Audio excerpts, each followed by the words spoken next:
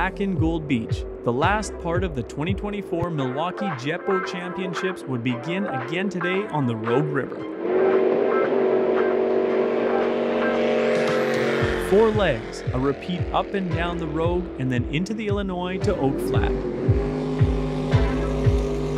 And the Illinois was pristine, crystal clear water reminiscent of rivers in New Zealand and Canada. For our race leader, it was business as usual, not taking the Kiwis for granted. He's right there. I'm pretty sure he's going to be there till the very end. Can you back off a little?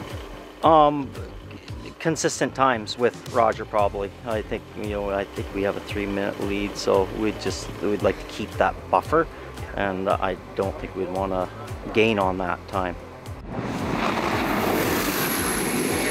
Roger Preston gained some time on the Canadian upstream, especially in the narrower Illinois River, that perhaps leveled the playing field. Downstream, though, it was a different matter.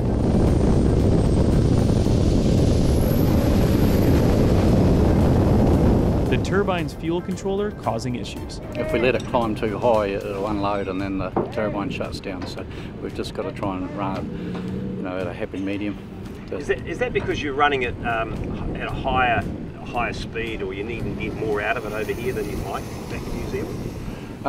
Well, no, I think we've got an issue with the fuel controller, but it's manageable as long as I don't do anything silly. So. Mexican Antonio Vasquez's hold on A-Class came into question by the end of the first leg with electrical issues in the back of the boat. We have some problem with some wires, they fire.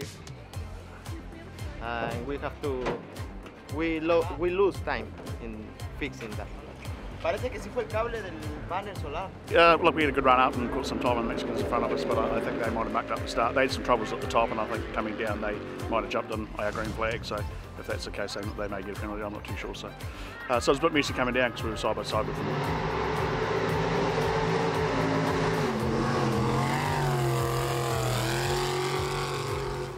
What we are sure about is the confusion caused by the Mexicans possibly leaving late, right on John Derry's start time.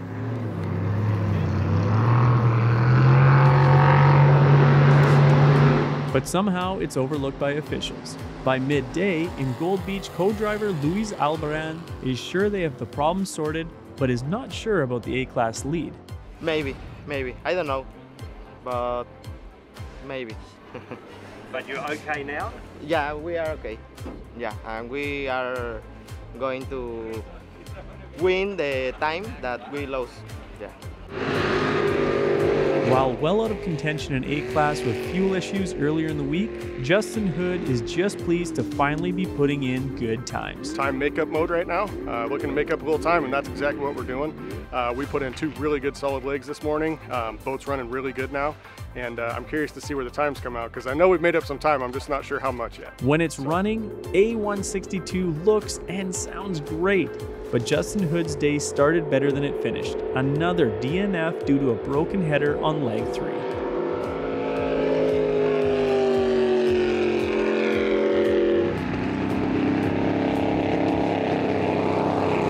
Engine problems for our longest serving river racer, Mexican Juan Antonio Quiroga in A246. Broken engine. What is happening?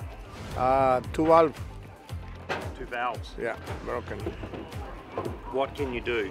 I don't know, maybe repairing for tomorrow. Unfortunately, A246 would not make the finish of the 3rd leg of the day.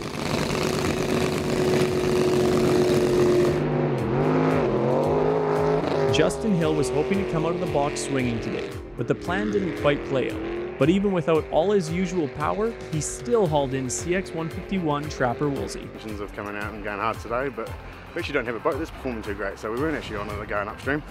We were down 12 mile an hour for some reason, and downstream wasn't much better. It just seems to be doughy, we're not quite sure why. I know that the hot air affects it, but we're a lot off it, so something's amiss, but we'll change a few things and hopefully it's good this afternoon. Changing out the MSD, battery, and a few other bits helped fix the problem. He was back into the game for the repeat legs.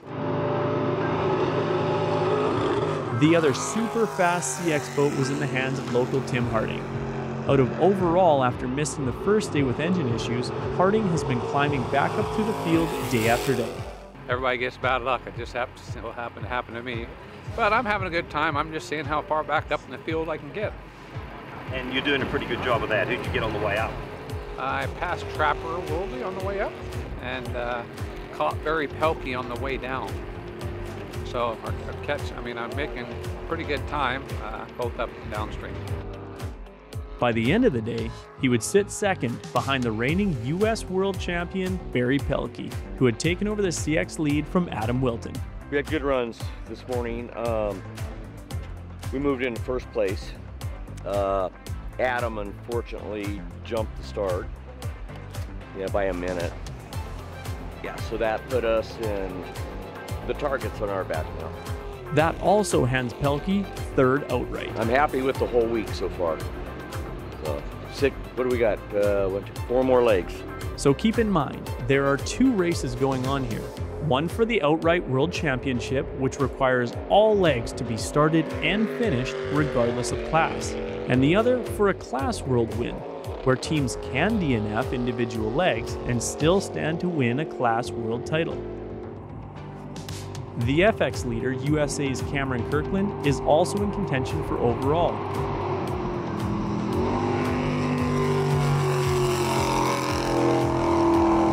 And well aware that starting and finishing is very important. That is key. Yeah, I mean, these are marathons. I've raced different boats before, and finishing is key.